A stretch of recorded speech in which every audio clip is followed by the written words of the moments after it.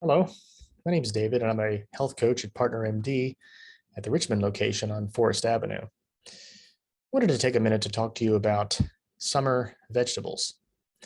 So, just like any time of year, there are particular plants that are more in season at a certain time of year, and it often is beneficial to our health to eat those vegetables that are in season at the time they are in season because of their nutrient content. So, in other words, you can often get a local tomato or squash or something in the summer, and it will have been picked recently, and it will not have had much time to degrade in its nutrient content as opposed to something that's been shipped across the country. So it is beneficial to eat in season often when it comes to our health. And we'll go through four different vegetables that are of particular importance to get into your diet over the summer and actually have benefits for the summer, particularly, whether it's sun protection or healing and all kinds of other things. So one thing you'll notice with all of these, real quick preamble, is that each of these contain water. They're all about 85% water or higher. So you're getting a lot of hydration from each of these, which is important in the summer. All of these have some kind of antioxidant in them, right? So vitamin A, vitamin C, some phytochemicals. These types of things can help prevent oxidation, which is kind of like rust. If you imagine rust on a piece of metal, that's kind of what antioxidants do, is prevent that rusting from happening in your body. So they're really beneficial for all kinds of bodily processes. So just keeping that in the back of your mind. Also, I try to choose four different vegetables that are different colors, right? What we find is that there are newer chemicals that we've discovered called phytonutrients, or life nutrients, right? And each of them have their own color. A lot of times, in many cases, the color of the vegetable is from the phytonutrient. So for instance, tomatoes are red. Well, there's a phytonutrient called lycopene in the tomato that makes it red. And so oftentimes you can tell by the color or how vivid the color of a vegetable is, how its nutrient content, basically. So that's something to keep in mind too. So all these have some phytonutrients we'll cover, and a lot of them have antioxidants, and all of them have water. So right there, you've got some great benefits. But let's go through four of these real quickly. One is, I've already mentioned, tomatoes. Okay. Now these are technically a fruit, but I'm going to call them a vegetable essentially, because a lot of people think of them as a vegetable. We usually don't eat a tomato. Sometimes we eat a Hanover tomato, like an apple, but a lot of times we put them with our salads and we couple them with vegetables. So of course, tomatoes are red often, or green, greenish, yellowish. But they have a number of helpful constituents. One of those is vitamin C, which I'm sure you've heard of, and that's great for wound healing, oral health, like your gums, teeth, that type of thing. So if you're dealing with an injury, vitamin C is great, a great nutrient to get. It's also got vitamin A, a little bit of that in there as well, which you've probably heard is good for night vision, vision in general, replacing some of the cells in your eyes.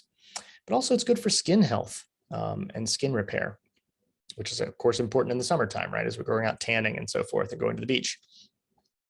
It also has potassium in it. In fact, a lot of these vegetables will have potassium, but potassium is great for muscle contraction or cramping. If you often get a lot of cramps, you might want to eat a tomato. It's good for nerve conduction as well, and also even blood pressure regulation.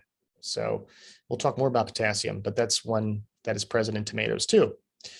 Also, we've mentioned already, but it has a phytonutrient called lycopene. You might have heard of this because they've put that into some multivitamins now, but it's present in tomatoes naturally. And lycopene is really kind of cool. It helps with heart health. It helps lower your bad cholesterol, your LDL, and it helps raise your good cholesterol, your HDL. Also, lycopene helps reduce photo damage or skin damage from the sun. So isn't that kind of cool? So if you go to the beach and you maybe go out a little too long, lycopene in tomatoes can help with some of that repair of your skin. So that's tomatoes. As we said, those are red, obviously. We've also got a yellow vegetable, summer squash. Okay, that's our next one. So squash can be yellow or green sometimes, but we're going to say for now it's mostly yellow. Again, you've got potassium in your summer squash.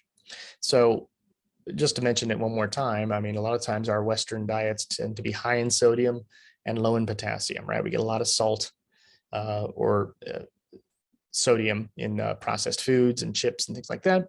We don't get enough potassium. So all this potassium is a good thing. And it helps with, obviously, like we mentioned, muscle contraction, cramping, all that good stuff. And with hydration too, balance. It's also got vitamin A, which we mentioned. And it has two interesting phytonutrients, or really they're kind of like flavonoids, you might call them, called lutein and zeaxanthin, which is kind of a long one.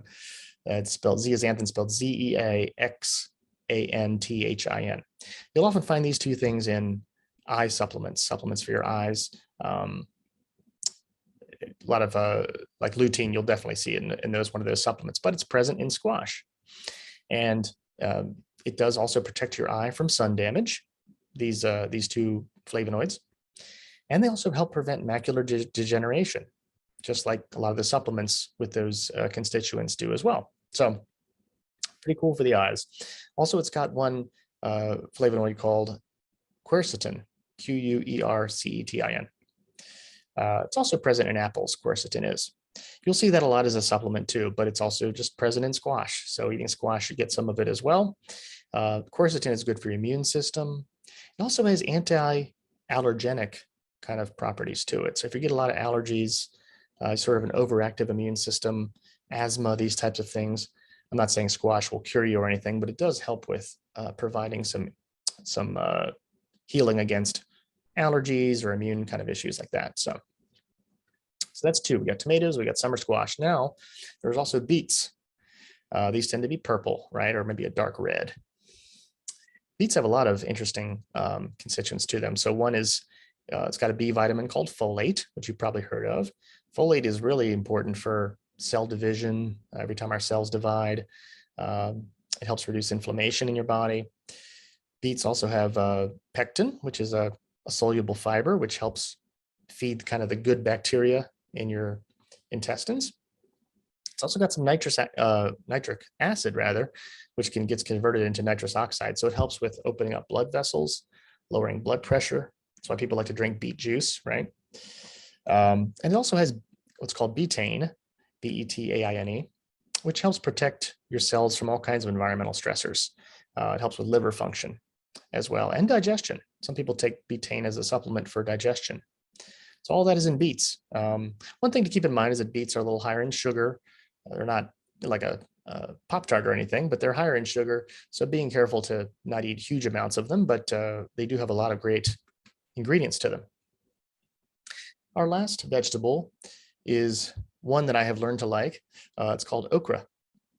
I'm sure you've heard of okra. That's green, typically, as you know. As a lot of these vegetables, okra has fiber in it, or insoluble fiber, which means it kind of sweeps out your digestive system, helps lower cholesterol, all kinds of good stuff there.